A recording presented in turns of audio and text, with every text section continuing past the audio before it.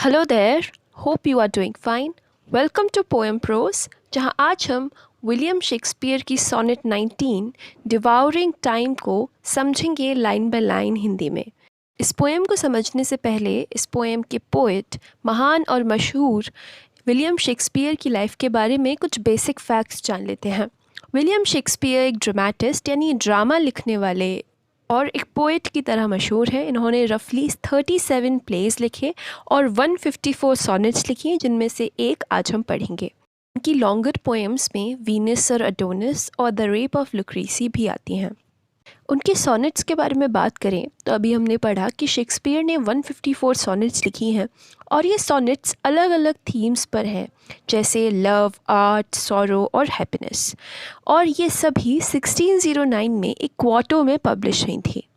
इन्होंने इस फॉर्म के साथ इतना एक्सपेरिमेंट किया, इसको इतना यूज़ किया कि इस तरह के सोनेट का नाम ही शेक्सपियरियन सोनेट रखा गया। हालांकि शेक्सपियर ने ना सोनेट को इन्वेंट किया था और ना ही सोनेट इंग्लैंड का ओरिजिनल पोएटिक फॉर्म है। अब ये सोनेट क्या होती है और शेक्सपियर की सोनेट से हमारा क्या मतलब है? सोनेट एक 14 लाइंस की पोएम होती है और जो शेक्सपियरियन सोनेट होती है वो 3 क्वाट्रेन्स और एक फाइनल कपलेट में डिवाइडेड होती है।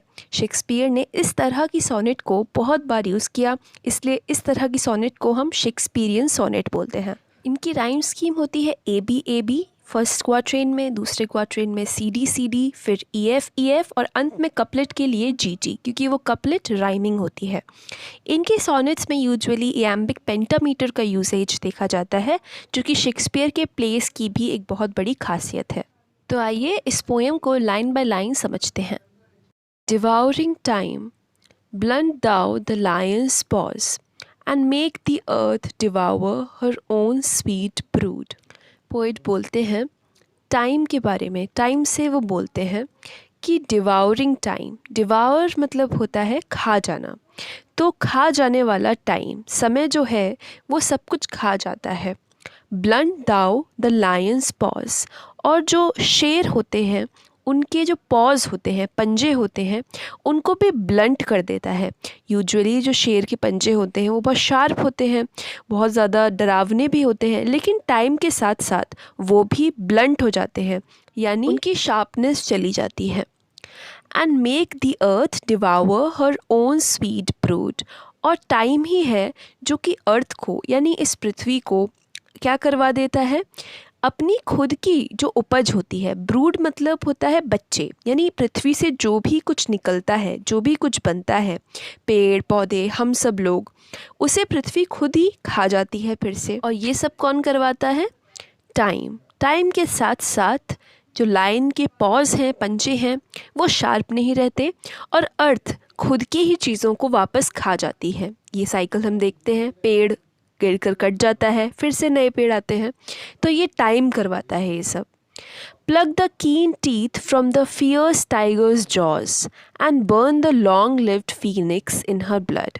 पोइट बोलते हैं कि ये टाइम ही है जो कि जो बाघ होता है यानी टाइगर होता है, जो कि फियर्स होता है, फियर्स मतलब बहुत अग्रेसिव या फिर बहुत ज़्यादा ख़तरनाक, तो उस ख़तरनाक बाघ के जो जॉज होते हैं, जॉज यानी जबड़े, उनमें से टीथ निकाल लेता है। टीथ भी कैसे होते हैं? जो किसी ज़माने में बड़े कीन रहे हों, क्योंकि बाघ एक शिकारी है और उसके टीथ भी बड़े मंझे हुए होते हैं, वो भी अपने शिकार को ढंग से दबोचना जानते हैं, कीन होते हैं। कीन मतलब बहुत ज़्यादा टैलेंटेड एक तरीके से। लेकिन उन टीथ को भी जो टाइम होता है वो प्लग कर लेता है, निकाल लेता है, तोड़ देता है, क्योंकि टाइम जैसे जैसे बीतता है, बाघ बूढ़ा होता है, उसमें वो एनर्जी नहीं रहती और उसके दांत भी गिर जाते हैं। And burn the long lived phoenix in her blood, और टाइम क्या करता है? जो लॉन्ग लिव्ड फीनिक्स है, अब फीनिक्स एक चिड़िया होती है जो कि एक माइथोलॉजिकल क्रिएचर है, असल में नहीं होती, लेकिन ये क्लासिकल माइथोलॉजी में एक चिड़िया थी जो कि अरेबियन डेजर्ट में 5-6 सेंचुरीज़ के लिए रही थी, यानी 500-600 सालों के लिए ये ज़िंदा रही थी। और ये एक बार जली और फिर अपनी ही एशेस से, अपनी ही राखों से फिर ज़िंदा हो गई, एक बार फिर से जीने के लिए। आपने शायद इसे हैरी पॉटर की जो सेकंड मूवी है, सेकंड पार्ट है, उसमें भी देखा होगा। तो वो जो बर्ड होती है फीनिक्स, इतनी फेमस बर्ड है, उसको भी टाइम के साथ साथ एक दिन बर्न करवा देता है, क्योंकि टाइम बीतते बीतते ही फीनिक्स बर्ड जो होती है वो जलने का फ़ैसला लेती है और वो खुद ही में जल जाती है। तो इन हर ब्लड मतलब खुद ही में जलकर खुद पैदा होने वाली बर्ड है, इसलिए ये वर्ड यूज़ किया गया है कि टाइम के साथ साथ सब कुछ फेड हो जाता है, सब कुछ मर जाता है। नेक्स्ट स्टैंजा पढ़ते हैं, that is stanza number 2। Make glad and sorry seasons as thou fleets, and do whatever thou wilt, swift-footed time, to the wide world and all her fading sweets. But I forbid thee one more heinous crime. Poet बोलते हैं कि time से वो बोल रहे हैं कि glad और सॉरी बना दो। ग्लैड मतलब खुश, सॉरी मतलब दुखी और अफसोस से भरा हुआ। तो बना दो किसको? सीजन्स को, यानी जो डिफरेंट टाइम पे लोग ग्लैड होंगे, कभी सॉरी होंगे, ये चीज़ें चेंज होती रहेंगी। और जब एज दाउ फ्लीट्स का मतलब है कि जैसे जैसे तुम बढ़ोगे आगे। फ्लीट्स का मतलब होता है बड़े जल्दी जल्दी आगे की तरफ मूवमेंट करना। तो जैसे जैसे टाइम तुम बढ़ोगे तुम कुछ को ग्लैड बनाओगे, खुश बनाओगे, और कभी सीज़न को यानी जो एटमॉस्फेयर होगा उसे बहुत सॉरी बना दोगे, दुखी बना दोगे। तो वो करो, मेक इट, मतलब मेक से शुरू करते हैं वो। And do whatever thou wilt, swift footed time, और जो भी तुम करना चाहते हो वो तुम करो, जो तुम करोगे वो करते रहना। स्विफ्ट फुटेड टाइम, यहाँ पे वो टाइम के लिए एक एपिथेट या एडजेक्टिव यूज़ करते हैं, उसे स्विफ्ट फुटेड बोलते हैं, यानी जल्दी जल्दी चलने वाले टाइम।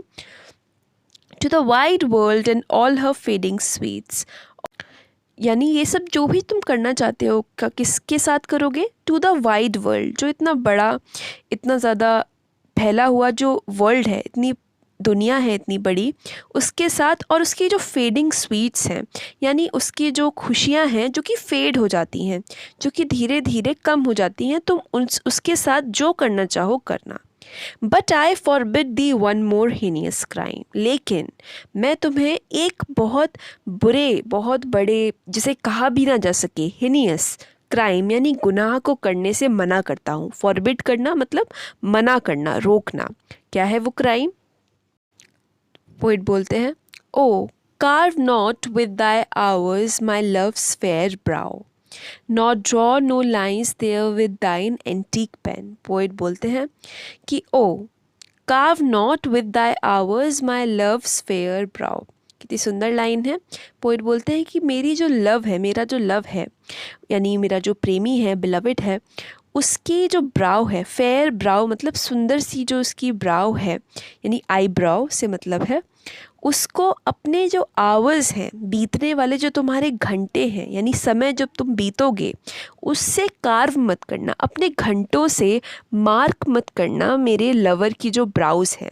यानी एक तरह से पोएट बोल रहे हैं कि मेरे लवर पर तुम्हारे बीतने का असर मत पड़ने देना। Not draw no lines there with thine antique pen, और ना ही, नॉर है मतलब ना ही, कोई लाइन्स बनाना, कोई लकीरें खींचना, ड्रॉ मतलब बनाना, there with thine antique pen, वहाँ पर यानी मेरी जो लवर की फेयर ब्राउ है उस पर कोई लाइंस भी मत खींचना। किससे?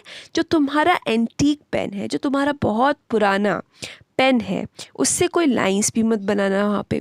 तो पोइट यहाँ पर मेटाफोरिकल या सिंबॉलिक लैंग्वेज का यूज़ कर रहे हैं। वो बेसिकली टाइम से ये कह रहे हैं कि मेरे लवर पर और उसकी ब्यूटी पर अपना कोई प्रभाव, अपना कोई इम्पैक्ट मत पड़ने देना। और वो उसको कैसे बोल रहे हैं कि कुछ अपने तरफ से कुछ बना मत देना उसके चेहरे पर, क्योंकि चेहरे पर जब टाइम के साथ साथ चीज़ें या फिर लकीरें दिखने लग जाती हैं ना, झुर्रियाँ जिन्हें कहते हैं, तो वो झुर्रियाँ, वो लाइंस ना दिखें मेरे जो लवर हैं उस पर। और एंटीक पेन कितना सही फ्रेज़ है, क्योंकि टाइम इतना पुराना है, हर चीज़ को वो एंटीक बना देता है, उसका पेन भी पुराना कर देता है चीज़ों को। तो उस पेन से मेरे लवर को तुम मत छूना, उस पर कुछ मत बनाना। Him in thy cause untainted do allow, for beauty's pattern to succeeding men. तो पोइट बोलते हैं थर्ड लाइन में, Him in thy cause untainted do allow, यानी जो मेरा लवर है, पोइट का कोई मेल लवर है, उसके लिए वो बोलते हैं कि उसको अपने जो कोर्स में, यानी जैसे तुम चलते हो, तुम्हारी सेट रहा है, जैसे तुम चलते हो, उस राह पे चलते चलते तुम उसे छोड़ देना। अनटेंटेड मतलब जिसे टच ना किया गया हो, जिस पर कोई दाग ना हो। तो टाइम तो शुरू से पोइट बता रहे हैं कि किसी को नहीं छोड़ता, टाइगर्स, फीनिक्स, किसी को नहीं छोड़ता। लेकिन मेरे लवर को तुम छोड़ देना, उसे अलाउ कर देना कि वो तुमसे अनटच्ड रहे, अनटेंटेड रहे। For beauty is pattern to succeeding men. और उसे क्या अलाउ करना कि वो ब्यूटी का पैटर्न बने। पैटर्न क्या होता है? एक सेट तरीके से चीज़ जो होती है। तो ब्यूटी का जो एक होता है ना, एपिटोमी जिसे हम बोलते हैं, कि एक एग्जाम्पल बन जाए कि ब्यूटी ऐसी होती है। और आने वाले जो लोग हैं, मैन हैं यानी इंसान हैं, जो आगे आएंगे, आगे की जनरेशन है, सक्सीडिंग जो जनरेशन्स हैं, वो उसको एक पैटर्न की तरह, एक एग्जाम्पल की तरह देखें। किसका? ब्यूटी का, सुंदरता का। यानी जो मेरा लवर है उसकी सुंदरता में कोई भी दाग मत पड़ने देना, उसे छोड़ देना, मैं तुमसे ये बोलता हूँ। अब लास्ट कपलेट पढ़ते हैं। Yet do thy worst, all time, despite thy wrong, my love shall in my verse ever live young।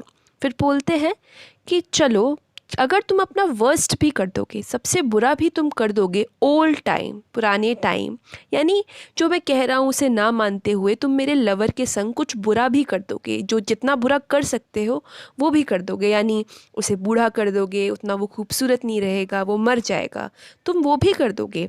Despite Dai wrong, और तुम्हारे ये गलत करने के बावजूद भी, डिस्पाइट मतलब बावजूद, दाई मतलब तुम्हारे, यानी ये तुम्हारा जो तुम गलत काम करते हो वो मेरे लवर के संग भी किए, उसके बावजूद भी my love shall in my verse ever live young, जो मेरा लव है वो मेरी कविता में, वर्स मतलब कविता यानी पोइट्री, वो जो मेरा लवर है वो हमेशा मेरी पोइट्री में यंग रहेगा, हमेशा जीता रहेगा, हमेशा जवान रहेगा। तो हमने इस पोएम को लाइन बाय लाइन तो समझ लिया है, और अब हम इसके थीम्स के बारे में बात कर लेते हैं। पहला थीम है the destructive nature of time.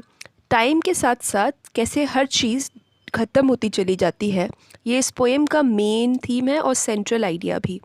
साथ ही लव है, क्योंकि पोएट अपने लवर के लिए टाइम से भी एक डील करने को तैयार है। पावर ऑफ पोइट्री है, क्योंकि अंत में पोएट कहते हैं कि भले ही टाइम उनके लवर को ख़राब कर दे, डिस्ट्रॉय कर दे, लेकिन उनकी वर्स यानी पोइट्री में उनका लवर हमेशा ही ज़िंदा रहेगा। पोएम के स्टाइलिस्टिक फीचर्स के बारे में बात करें तो इस पोएम में आर्केइक वर्ड्स का यूज़ है। आर्केइक वर्ड्स वो वर्ड होते हैं जो कि अब यूज़ में नहीं हैं और पुराने हैं, जैसे कि दाई, दाइन, दाओ, लेकिन उनके मतलब अभी भी हमें पता है।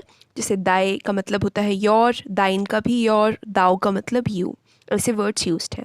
एक ग्रीक माइथोलॉजिकल रेफरेंस भी है, क्योंकि स्विफ्ट फुटेड टाइम बोला गया है इस पोएम में, और स्विफ्ट फुटेड टाइम के लिए भी एडजेक्टिव है।